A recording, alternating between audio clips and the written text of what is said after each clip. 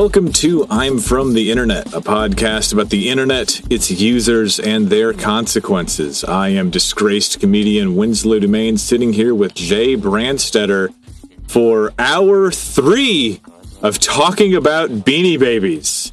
Jay, how have you been in the last 60 seconds? I mean, you see how people get really into collecting them. They're addicting. You know, you're like, I'll do one episode about Beanie Babies. Next thing you're like, I'll do 2 episodes about Beanie Babies. Like, why not a trilogy about Beanie Babies?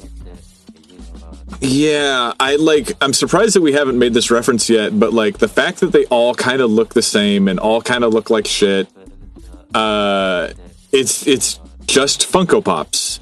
It's Funko Pops for moms with the big poofy curls and like their sons that have spiky hair and they say swears and they play Grand Theft Auto. This is the exact thing. I know many of the kids that were into this shit. Many of the kids' moms that were into this shit, I should say. Yeah. And now we have Funko Pops and then the U2's toys that are like the same thing but worse. It's like go to a Barnes and Noble and you'll see that half of the fucking store are these like failed C-list collectible toys that never took off because everybody's, you know, they're all these companies are chasing the Funko Pop bullshit, the Beanie Baby bullshit. Like it's just sad to see it when it's sad to see it when it works. It's even sadder when you're like, oh man, you couldn't get any of the branding. And so now you're just selling your toys in a gas station. Rough. Yeah. So you thought you could do it without them. No, you can't.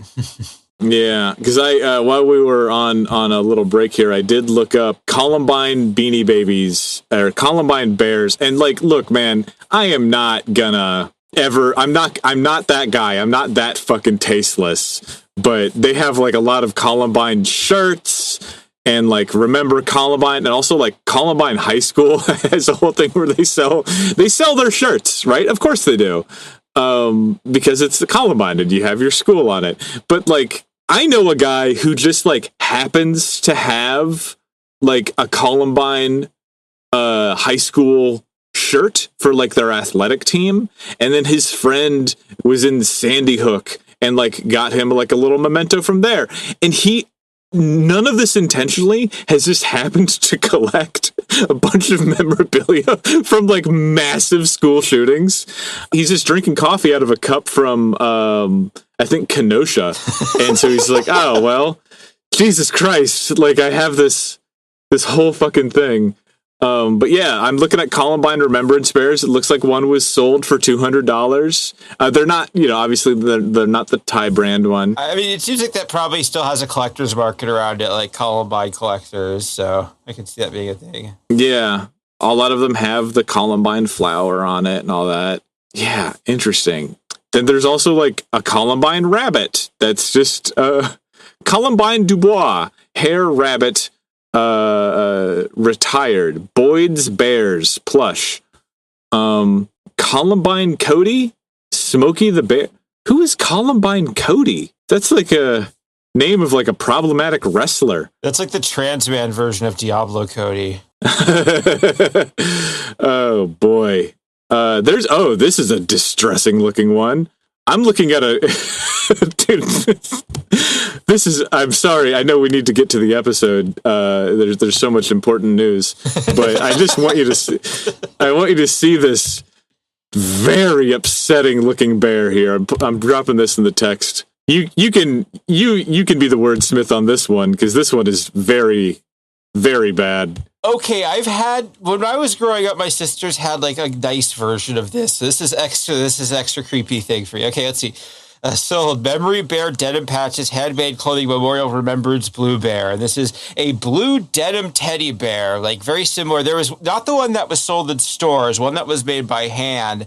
And it was made from actual like blue jean denim. So there's all the rivets and the seams and some bits of pocket. And it very pointedly does not have a face, but it has a lot of texture on its chest because that's where a lot of the extra bits are. So it's kind of like a Silent Hill nurse version of a teddy bear where it's like very uncanny, very, very just like and also the way it's stitched together, it almost looks like the head's gonna open up like the Demogorgon from Stranger Things and just eat you. This is a very cursed teddy bear. Like you unzip it and actual guts come out or something. Like there is so much horror you could do with this thing. I imagine it.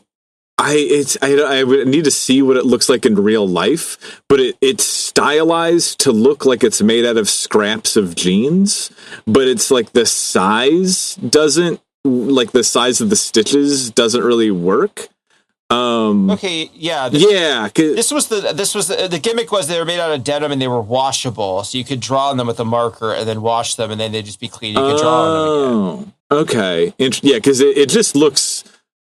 It's weird when you see things that are designed to look like a DIY project, which DIY projects look like the worst version of a professional project, right? Like, because it's got the heart, it's DIY. And so it's funny to see, like, it's like imagine going to the store to buy like professionally made drawings of children to put on your fridge because you don't like the drawings that your actual children produce. You know?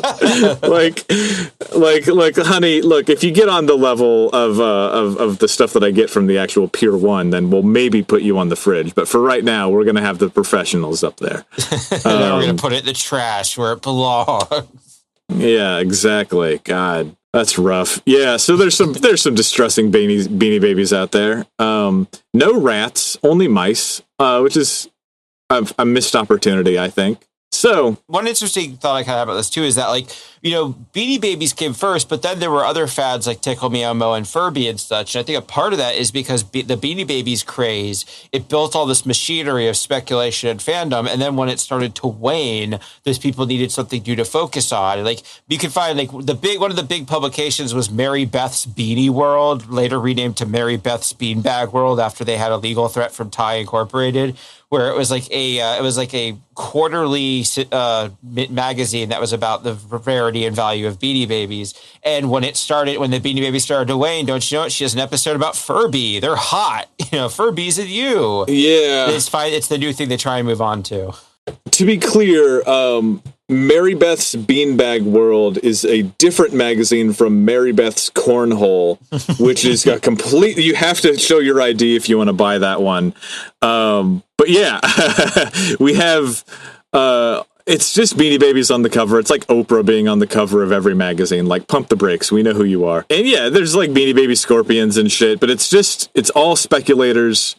And then of course they introduce Furbies, which are just so much more strange and lifeless and techie and weird. I was just thinking the other day that, like, there hasn't been a Tickle Me Elmo, like, I remember that people, like, getting punched in the mouth for a Tickle Me Elmo, but I guess Beanie Babies were that before the Tickle Me Elmo, right? Like, yeah, and also, like, that's almost concurrent. That's I guess an element of the Furbies I had forgotten about until I saw this thing. Was that, like, they kind of tried to do the Beanie Baby thing too, where they had, like, different mane. Like, some of them had, like, tall hair that was a certain color, some had short. Like, there was an element of randomization to them. It just didn't make them valuable or anything. They didn't take off in that way. They were just able to work as a toy. Well, like troll dolls kind of thing, where it's just like somebody somewhere noticed a strange manufacturing. It's like a Slinky. That might be apocryphal, but like the story of the Slinky is that they just had like this manufacturing defect, and the guy was just sitting there, just going, well, "This is kind of fun." And then he just sold just that thing. It's just a Slinky because it's just like a little silly thing that you can do with this weird broken product. Like, didn't they do something with, like, not Play-Doh or silly putty, but like there's definitely some stories of kids' toys or like universal products that were just made on accident. Yeah, like, I think that's what silly putty was. It was some kind of like laboratory thing that, like, it just wound up being like a fun toy. It was, maybe they were trying to make some kind of epoxy or something. I can't remember, but yeah, it was a byproduct there. Yeah. Like Post-it notes, famously, they were trying to make a new adhesive, like an ultralight adhesive, and it just sucked. But they're like, yeah, but it still sticks. So they made Post-it notes, and that's the story. Like, I don't know, I kind of like that. It's like me realizing that I can't draw terribly well, but I'm like, yes, but that's the point. Teehee. Now that's my whole style, is not being able to draw very well. Yeah, that's funny. Yeah, this print media thing, that was also kind of a weird thing too, because like before the internet was as ubiquitous, this having this sort of supporting print thing of like books and magazines that did a lot to sort of bolster respectability, because you couldn't like go online and search for it. You go to the bookstore and be like, oh, there's a collector's guide for this thing. Oh, it says that this thing is worth this much money. And of course, like the person selling you that guide has a vested interest in you thinking that these things are valuable, so you keep buying guides. So that was part of the... He's selling the shovels. Exactly, in the gold mine. You get perfect. Yeah, he's selling the shovels, and also like the idea of a collector's guide. It's like the minute that he hits submit on the print order for that, every single number in that magazine is inaccurate. Like it may have been worth $50. Like some toy may have been worth $50 then, but like by the time you're looking at it, it's a week old or a month old or a year old, and now it's just like it's all useless. Like there's certain things that I think when I'm going through thrift stores where I'm just like, at least a third of these books have like literally no value. Not like maybe not the fiction, you could say, like even the worst fiction has some value to someone somewhere, but like a collectibles guide to fucking baseball cards that was printed in 1997, just pulp it. We don't need that. The human race doesn't need that anymore. Just turn that into toilet paper, dog. We don't need that shit. Yeah, people's attachments to books as objects could cause us so many problems. Yes, definitely. Yeah. So now we're starting. So yeah, if anything, I think like part of the reason why this fad started to die in 1999 is because more people were online now. So you could actually check prices in real time. You could go on places like eBay. It was a lot easier to just know what things were worth, and also just kind of get a better feel for like, oh yeah, this is all kind of arbitrary. You have to convince yourself that it's actually going to work. And I think that like even the most deluded mind has a voice of reason in the back of their head that's going like, these are stuffed bears. These are not going to buy you a truck. A truck is intrinsically worth more than a bear, because just because something has a price tag doesn't mean it has a buyer, right? Like even with Bitcoin, if you have a ton of Bitcoin and they're worth $100,000 each, you have to find someone else who thinks that someday it will be worth more, so they will buy that Bitcoin from you. So like, yeah, it is just like a shell game all the way down. You have to trick yourself. It absolutely is, yeah. And unfortunately, when 1999, now they're starting to have to do that. They're starting to have to try and trick themselves, because it's a lot more obvious that they're not doing as well. So the big indicator is that 1999 was the first time that when they retired the previous year's Beanie Babies, they didn't immediately increase in value. Like they weren't selling them anymore, but nobody was really like selling them or marking them up. They just kind of stayed where they were. And that was when people kind of realized like, oh yeah, there isn't as much demand as there used to be. Also, they've been kind of making too much and flooding their own market. A good explanation for part of why is just this 1998 was the year that Pokemon finally came out in America, and now kids have moved on. Beanie Babies aren't the new fad. Now it's Pokemon. That's what we're all into collecting and watching and playing. So now Beanie Babies is just a speculative asset for adults, right, as it's starting to sort of lose its value. Yeah, and Pokemon went on to be the biggest franchise ever. Like... It's crazy. You cannot exaggerate the success of Pokemon. Yeah. I don't know if you saw the recent study that said that like, if you were like a child when Pokemon was first blowing up, there's a part of your brain that is like dedicated to Pokemon memory. Like a specific part of your brain that lights up when you think about Pokemon. It's like Broca's lobe or Broca's area, but it's just like a little Pikachu shaped speck in the back of your skull. So you can see kind of how like the distraction from this hot new brand is now killing anybody's attention. And, that's when you get into Pokemon is more decidedly for kids. It's from Japan, which like kind of changes how a lot of people respond to it. And a lot of the people who were really into Beanie Babies and really reliant on them being like a consistently growing asset were very dedicated to saying that Pokemon is a flash in the pan that nobody's going to give a shit about in the next 5 years. And now look where we are, Truly, we all live in a Pokemon world. It's Pikachu's world. We're just living in it. You know what I mean? So Beanie Babies not doing well. Also, their 1999 line is the biggest one yet at 24 beanies. Like they are really just making more and more, and they're pushing cashing out. Yeah, and like the teeny beanies 1999 are a non-event. There's not any crowds or anything, and also part of it is that big box retail is kind of destroying the mom and pop places that used to be their main business. People, they don't have the same market anymore. and even outside of the fad, I guess. Like they get good encapsulated. Like they are aware that their ship is starting to sink. Like if you read a Billionaire 2, they made a sequel to Billionaire the Bear. His poem is a lot more insecure. It feels like. Jesus, dude, this is a poem on the Billionaire 2, and this is just given to the employees? Yeah, this is one that was just given to employees and salespeople. Like they gave them one last year. It was to celebrate the company making over $1 billion in income. They did it at Billionaire 2 the following year, for 1999. And the poem for it here is, Ty is the company that can't be beat. Mattel and Hasbro can take a back seat. We did it again, and it was fun. In the toy biz, we're number one. Shots fucking fired, man. That's so funny.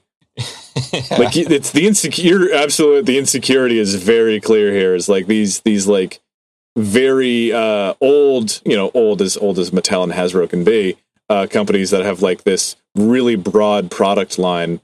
Yeah, guess what? They're still around. Hasbro owns Dark Souls, buddy.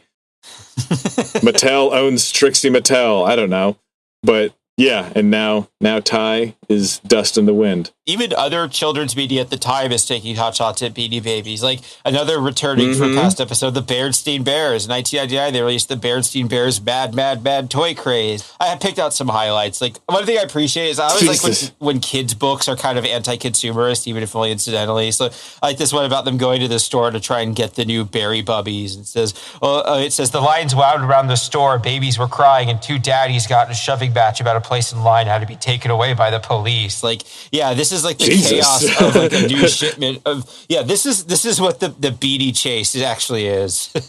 The police exist in the Berenstain Bears universe, and the store that they're shopping in is called Toys Is Us. There's a lot to read into this. I'm not gonna, but yeah, it's kind of the same thing with how like if Christmas exists in the Cars 2 universe, then that means that Jesus has to have died in the Cars 2 universe. Yeah, fascinating. Yeah, there was another panel I thought was pretty fun. Just like, all you could do was look at them, except they had a way of looking back at you and making you think about all the money you had spent on them. Like, yeah, that is a phenomenon. I've heard people just like, after you have a bunch of just be like, oh yeah, I spent a lot of money on this. It's just kind of sitting around. Yeah, but also, did Berenstain Bears, surely Berenstain Bears merchandised beyond the books? Oh yeah, of course they had stuffed animals of brother and sister and stuff. Like, yeah, this is pretty funny in that sense as well. That they are a merchandising powerhouse in and of themselves. It kind of harkens back to the Ian Spector guy who's like, I stole these jokes and now other people are stealing them from me. What gives? Like he steals the jokes from somethingawful.com. And then gets really mad when he sees people wearing shirts with jokes that he didn't write on the shirt. Like, what a dork. Yeah, just dorks getting mad about other people stealing things that they already stole. So for more dorks getting mad, as we were. Yeah. Also, by this point, Ty, the person, is a billionaire, along with the company, Ty Inc., getting that much money. So he's really high on his own supply as a brilliant entrepreneur. Like, one of the quotes was he's arguing with somebody, he goes, who's the billionaire here? I am. Like, he's fully like, I'm king shit of fuck mountain. I know what I'm doing here. Yeah. Who do you think you are? I am. You'll never work in this town again. Yeah, truly. Yeah, so he sees that this bubble is going to be popping soon, so he decides to take drastic action. He's going to end Beanie Babies at the turn of the millennium. He says, I'm going to retire all the Beanie Babies. We're not making Beanie Babies anymore. I have my next big thing, Beanie Kids. If he just put a period right there, I'm going to end Beanie Babies at the turn of the millennium, period. That dude would have just made the most shrewd business decision in his lifetime. He would have cashed out, not at the peak, but like the moment that it seemed like the well was starting to dry up, gone. Instead of immediately moving on to another thing that wasn't going to work. It's just so funny that like he turned away at the last moment. But yes, he's going to focus on Beanie Kids. Which I had never fucking heard of before this. Yeah, so Beanie Kids, this is what they look like. These oh God! Horrible little creatures. Oh wow! It's like a Cabbage Patch doll face with like the really puffy cheeks and the sunken lips. Big, crazy, fuzzy, like troll doll hair. There's what, like 10 of them here? No, there's 9. 9. And there's 2 that are not white. They're just slightly darker skinned here. They're all, because they're still like understuffed. They just look like you inflated a baby and then deflated it a little bit. So they're just kind of like flabby, and they have rolls the way that babies shouldn't have rolls. They look dented and weird, and yeah, I'm sure if I saw one of them, I'd be like, yeah, that's just a fucked up looking baby doll. But when you see 9 of them together, it's just like, man, decisions were made here. This is rough. Yeah, no one was telling this guy no. Yeah. Individuated toes is an interesting choice. Yeah, because like there are even in the book bits where people are like, this looks ugly. People, and he's like, no, I know what I'm doing. I'm the guy who made Beanie Babies. Like, my name's on it. It'll do fine. And yeah, that adds a bit of lore to the end. The one that we kind of opened this episode with. That was why the end was created. It was supposed to be the very last Beanie Baby. It was going to be when they retired them. That was the last Beanie Baby. The end. Yeah, and there it is. Yeah, that's why it's so weird. Like, yeah, this was supposed to be. It's like seeing the finale episode of a sitcom that they get renewed, so they just come back like nothing happened. Like, I saw them move off to college. You guys wrapped everything up. What's going on? Like, the poem that we read earlier, there's an earlier version of it. Winslow, you can read it. This one's a little darker. Are they a fad? Were they a trend? A way to show love to a friend? Wishes for happiness. Ty continues to send from the beginning to whenever. The end. Yeah, I mean, it's just an interesting choice. I wonder what Trivedi thinks about all that. Again, it could have been a very shrewd business decision if he just like bought an island and didn't ever try to make even more money than he already had. You know? Yeah, he could have made an island out of his unsold Beanie Babies, like have an artificial one. Yeah, a plastic beach, the gorillas. You know, thank you. Yeah, and so he formally announces that all the Beanie Babies are going to be retired at the end of 1999. Also, the employees only got a half-hour head notice of this announcement. So you can imagine how much it must have sucked to work there. Just Jesus God. Yeah, they just announced a very important notice. All Beanies will be retired, including the above new releases. Like when they announced the newest batch, they were also releasing, by the way, we're retiring these ones too. Like everything is getting retired. It makes me think that this is his new Coke, you know? Like he's going to retire everything and then he's going to come back and be like, and now we have something even better. And it's just like, you know, it's just a way of getting people to give more of a shit about whatever he already had. Because he probably had millions of dollars of existing unsold stock in stores all over the globe that nobody was touching. And he probably saw the numbers and he's just like, I need a reason to make people want to buy this stuff, even the stuff that nobody actually wants, you know? Yeah. And also stuff other than Beanie Babies. They had tried to launch new lines and they never did as well. So I could see from a personal level, like he's a guy who started out making plush toys and then got rich. I could see him being like, no, I still got it. I can still do this. Like this could almost be like his version of Mark Zuckerberg. Be like, no, I'm still a programmer. I could do this metaverse thing. Like, you know, kind of has that feel to it. Yeah, it just didn't. And yeah, it is very trapped in like 80s sensibilities. It does look very Cabbage Patchy. And like, yeah, this is 1999, like rendering the Y2K era. That does not fit at all. Yeah, and it's just he kind of spurned everyone that could have helped him. He sued tons and tons of people. He was shitty to his fans. He was shitty to the people that like worked immediately beneath him. Like the important notice, all Beanie Babies will be retired, is like it's just one of those things that seems like it would almost be a joke, but it's just not. It's just he struck it rich and then did not know how to strike ever again, I guess. Exactly. Yeah. And so like he does eventually start pulling it back because when they start demoing them to retailers, the reaction is universally negative, and he's just like, okay, maybe I shouldn't have bet everything on the ugly gremlin babies. Mary Beth, that woman who had talked about the website earlier, she had a poll, and on that poll, half the collectors who responded to it said that they were using the upcoming end of the line to sell off their collections. This was kind of having the opposite effect, where they were hoping, oh, well, everyone's going to try and buy them up to complete their collections. They're like, well, this adventure's coming to an end. I have my fun. Might as well unload these while it's ending. And they had 4 months of nothing after years of this constant churn. It was kind of like in the quiet, they were kind of getting their wits back together and being like, oh, yeah, this is kind of just a problem for me. I shouldn't do this anymore. So now they're just accelerating their downfall. Yeah, I mean, they've kind of shot themselves in the dick with this, and now the wool is kind of being pulled up, and they can see exactly how much of their future they've spent on small half-stuffed bears. Yeah, and so he does eventually reverse course on Christmas Day of 1999, which is just a week before that retirement. On the Tie.com website, they posted, "After much thought, I am willing to put the fate of Beanie Babies in your hands. You make the decision. You have inspired the Beanie Babies line through your devotion to them." So he offered to do it like you could pay like 50 cents to call in or mail them and like call in and tell them what to go. But like apparently very few people actually responded. It barely got any attention. And this is after 4 months of dormancy. Like, oh yeah, it's like you killed Beanie Babies and now you can't bring it back to life. It is gone. God, that's like, remember when Elon put up the poll asking if he should resign and people were like, yes. And he was like, no, I'm not going to. That's so funny. It's so pathetic to just be like, put up a poll. Should I kill myself? You can check yes or no. Oh, Jesus Christ. To really drive home like that, Beanie Babies lost all their value. The year 2000, Beanie Babies are starting to show up in Dollar Trees because these retailers that were selling Beanie Babies are liquidating their stock, and that's where it winds up. So it's like it's gone from this rare exclusive thing to like something you see at the dollar store. And it's just, their sales, they have a sales slump of 90% over the following years. They just go down. And this was them trying to spin the dollar store thing is like, oh, they might be counterfeits, don't buy them. But like, I mean, as a dollar store owner, you would probably be like, well, fuck me then. Like, what the hell? I bought this product fair and square. Now you're telling people that it's fake?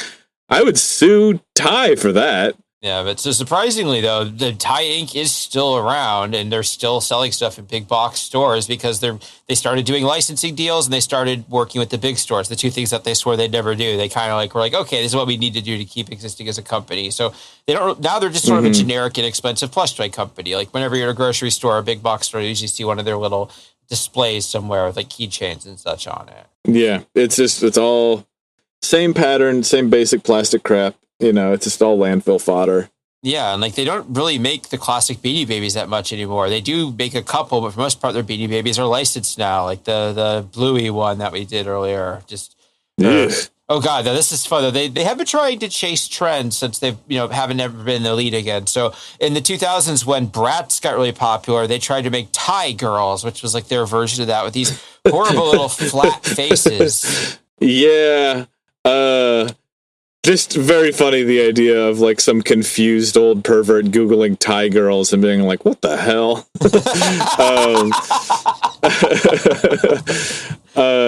So these are just like, it's a Bratz doll, but it looks like you made it out of like a spoon dipped in like strawberry yogurt, and then you put like a little coat on it. They all have colored hair. They look like shit. But yeah, another thing that didn't work. Too much detail. When you were a kid, if you ever made like a scarecrow where the head was like a pair of stockings or something that was stuffed full of straw, that's what their heads look like. Like they look like scarecrow heads. And they all have the same makeup and face pattern with like slightly different variations that like kind of matches their hair. They're all very 90s because they have the over tweezed eyebrows, the whole shebang. Yeah, it's these are rough and look bad. That's all I'm going to say. They are, yeah. Google Thai girls and you'll see. Yeah, and Thai Girls are also one of the last times that Thai Incorporated makes headlines because in 2009, they released Marvelous Malia and Sweet Sasha, which are two Thai Girls dolls that are very obviously based on the Obama daughters, but were made without permission from the family and were released during the week of his inaugurations. They tried to capitalize off of the real-life daughters of the president without asking first or doing any sort of agreement. And they got retired really quickly. Does Sasha have a hair comb like pinned to her hair the way that you would have like a fro pick stuck in your hair? Boy, it looks like it. Yeah, maybe that's just the tags. Maybe that's how they hang them, and it's just they made them brushes so it has a use or something. Oh, okay. If that's how they did it, that's clever. Yeah. But yeah, both of the faces are exactly identical. It's just a change in the clothing. It's just like you can see that it's cheap. Like that's all you did. Fascinating. And another one, like after like Webkinz gets popular, so they make Beanie Babies 2.0. So yeah, this is like the 90s tech company be like, hey, we're still cool. We could have an online community. Kids like Club Penguin, we could do something like that. And they totally can't. No, they can't. And also just thinking like the original website was so core to his whole thing, and now he's just chasing this other thing. Is he still involved at Ty? Yeah, he's still the owner and CEO because, this was 100% privately owned. He didn't have any stockholders to answer to. So, yeah, the Ty is still, he's a billionaire. After the huge success, like it would suck so much to be like, this guy has meetings to go to. He has product, and like it's everything since then has been failure. Maybe he has like had like a green quarter where like he makes money because like, oh, I got the Walgreens contract and now they're selling my bullshit there, right? But like his concepts, each one they've all been a failure. Not just a failure in comparison to Beanie Babies, but like they're hideous to the point where like the stores don't even want them. Yeah, it just like what a shit life. Oh yeah, because that's when they started doing the big eye versions and like the fake Squishmallows. Yeah, or like their Squishmallow knockoffs are so bad. Yeah. Yeah. They're hideous now. They were always ugly, but they're so much worse. And God, it's just like, dog, you could have retired. You could have just chilled and just let it all, like you could have sold the company to somebody else, let them deal with it. To give you an example of how trend chasing Ty.com is, they pivoted to video and they're currently doing shorts like on YouTube. They have all these short videos when you go through where it's like 5 seconds to guess. Can you buy Beanie Bouncers? Creeper, the accident that became Minecraft's icon. Like they're doing YouTube clickbait within their website. This is very bizarre. Staring back. Yeah. And the views on these, the most is 940 views, 26 hearts. And that's for the Minecraft one. But yeah, everything else is just it's just not moving. Yeah, it's not for anybody. They're just doing it 'cause it's what you do. And so, the bad news is that Ty Warner is a billionaire. But the good news is that we know he's a billionaire because in 2014, he got busted for tax evasion. And the investigation revealed that he had a net worth of $1.7 billion. So he actually did get caught for that. He'd have to go to jail, but he paid $80 million in taxes and penalties for it. And one of the reasons why he's still doing well is because he diversified. He started buying hotels. Now he owns like a small network of hotels that sort of, giving him money as well as his stuffed animals. Yeah, he sucks. If you didn't need any more arguing, but just in case, this picture from the book is amazing. The day after he was sentenced for tax evasion, the photographer went out to his thing and found workers painting his iron fence gold. Like he was like, well, that's done. Get back to making me look even richer. Oh, dude. It's just like, as someone who doesn't conspicuously consume, you know what I mean? Like, I don't ever try to flaunt my money at all. I have a couple things that I think look nice, but that's it. Like, it's never about the price tag. There's some people who just have the fucking brain worms that results in them not only owning this like mansion, but a gated mansion. And now they have guys sitting on like the Home Depot 5-gallon bucket things, hand painting the gate to make it look gold. This is just despicable. It's just so despicable. See why I had to include it. Just like, man. Yeah. Way to edge into Captain Planet villain territory there. Yeah. Yeah, definitely. Yeah. I mean, I'm sure there's definitely dolphins are being beached full of his plastic pellets. I'm sure about that. And so, unfortunately, Lena also had some legal problems. In 2001, after she left Ty, she did some web design work and contracting on her own. But in 2001, she did some prison time because she had committed some fraud to keep her web design company afloat. So that's unfortunate. But the 2020s seemed to be her time to finally get her share of the story. There's been a couple interviews. She's popped up in like some documentaries and books. There was an Apple movie a couple years ago that had like a fictional version of her and like a fictionalized version of the Beanie Baby company. So just she's been a part of that. Yeah, I'm glad that at the very least she's part of the story now and people understand like, oh yeah, this young person did that. It wasn't the Ty guy. Yeah, I mean, like it was very crucial to how all of that worked out. You got to do a little fraud to keep your company up. I get it, but fucking yeah. We're also in the age of people making movies about products, so it doesn't surprise me that Beanie Babies had its own fictionalized version. Yeah, I didn't watch it for this. Okay. Yeah, I was going to say, unfortunately, as you might have guessed from somebody who worked in the tech industry, now she works for some AI bullshit. So, I mean, if I understand, like, she's in her 50s, she's the mother of a disabled child. She has a lot of stuff that she does in addition to that, but still, it's like another person we've had in the show that ends with AI. So, yep. Oh, boy. R.I.P. R.I.P. Ty.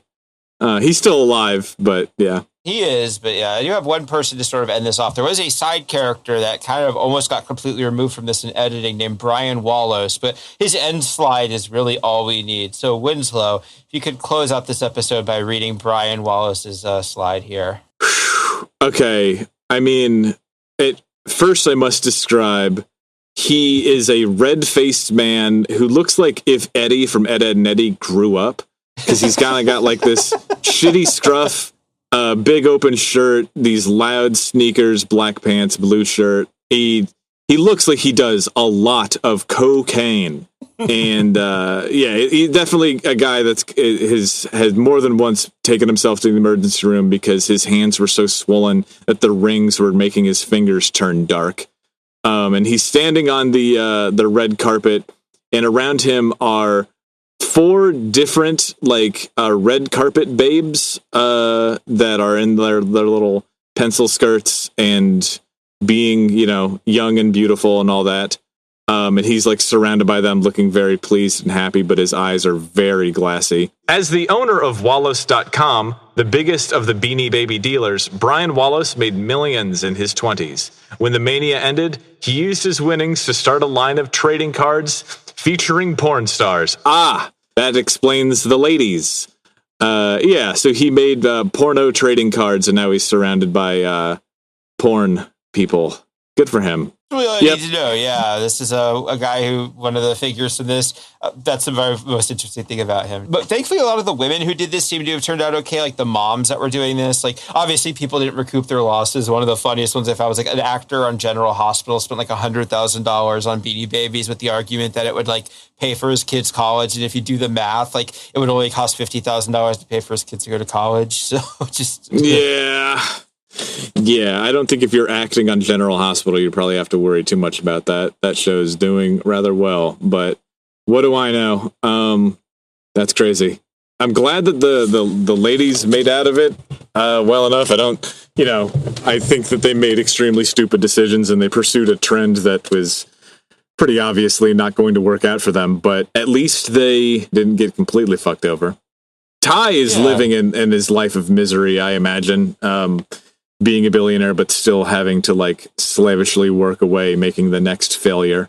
Yeah, and I do feel like it kind of had an inoculating effect on some of us who grew up with it, where I feel like this or Pokemon cards have a bad experience with it, realize, oh, this is kind of bullshit, or oh, this is kind of exploitative, and then you kind of get your fill of it. Whereas like these people, I feel like they never went through that. It's like chicken pox. If you don't get when you're a kid, it's a lot worse to get as an adult. It's kind of like, you're like, oh yeah, this could be my whole life now. Yeah, I mean, there's definitely a moment where you realize that like, oh, I didn't need to spend my money on this, and you can just get up and walk away. Hopefully you can get up and walk away, but life can be addictive in many ways. Well, shit, what a ride, man. 4 hours. Yeah, I was not expecting to find this much. What a wealth of information about the 90s and the early internet. Just what a time to be alive. What a time to grow up. Yeah, God, Jesus Christ. Well, thanks for listening. We have some recommendations at the end that we usually go through, but before we get there, please give us a review wherever you find us. iftipod@gmail.com for suggestions. iftipod on Twitter if you have ideas or if you want to just say hi. You can find me on winslowdomain.com. Winslow Domain on Twitter, and Calculations on Instagram. Also, check out my new stuff on my website. And please go to boardgamegeek.com and give my game The Restless a good review. I'd really appreciate it. Also, we have a Patreon, $1 a month, tons of episodes. Go check it out. And Jay, where can they find you? Jay Brandstetter on Blue Sky, and I got my link tree in the show notes. Well, you have you have some recs for us. Yeah, since I spent a lot of time looking at and thinking about like cutesy 90s stuff, I thought my recommendation would be something like real edgy and weird from the 90s to balance it out. So I'm going to recommend the PC game Harvester, which is one of my favorite games and like just a very odd and unique story, like very of the time, like sort of, do you have any familiarity with it? No, but I mean, like, this looks like something that I wouldn't play, but I would see at a friend's house. Because it's like a super blood and slashy, gory death with meat in the background, and there's all sorts of shit going on here. Neat. It's like trying to do like a 50s Americana but fucked up thing. So like you're like one of the scenes is like you go into school and like the kids are eating duck and cover, and one of the kids is like, "How is this going to help us?" And the teacher grabs a baseball bat and smashes his head in, but it makes like a cartoon sound effect. It goes boing. Like it's really fucked up in a way where it's like trying to be fucked up, but it's also like fucked up in ways that's not trying to be fucked up. It's like live actors in front of CGI background, so it has that really uncanny 90s FMV feel. You definitely need a guide to get anywhere in it, or watch a YouTuber play it or something. But yeah, there's some fantastic scenes and imagery in that game. Yeah, it makes me think of Sanitarium. Oh yeah, very much of that time period. Yeah, that weird puzzle game. Horror tends to attract people with extremely immature sensibilities, and every once in a while somebody in horror will actually make something that is truly mature and not just like blood, tits, and pee-pee poo-poo jokes. And you have to find those in a sea of just dog vomit that is horror anything. But yeah, I don't know, it looks cool. My only rec right now is, I would say, the latest Jenny Nicholson video on YouTube is really funny. Oh, yeah. It's so good. Everything she does is really good, but I will say, her ring light is so bright and her eyes are so crystal blue that when I started the video up, I did do a brief, because it's her, like, whole face to the screen. And she's not doing this for a joke. It's just her up to the screen with these crystal blue eyes, perfectly illuminated. Like she's got the eyes of a bod. Like she's spent too long on Arrakis, you know? And it's her taking you through this very bad Twilight knockoff movie. It's very good. She's the best. I like everything that she does. And the other thing is, if you're a fan of YouTube poop for anything, it's like a cornerstone of how my humor works. I would say there's this YouTuber called Novercast, N0VERCAST, and they have a bunch of really good ones, but YouTube poop called Can of the Beer is King of the Hill one that is, it's just so good. They're so surreal. It's like the most modern form of like Dada surrealism, meaninglessness. It's so fucking funny. I don't know. That's my current rec, is go watch some YouTube videos, because that's all I do while I'm doing the rest of the stuff in the house, you know? That's what we got. Thank you all for listening. If you have any ideas for new episodes, reach out, check out the game, give us a review. Love you so much, and we will be back next week with something else. Don't let your beanie eggs hatch. That's right.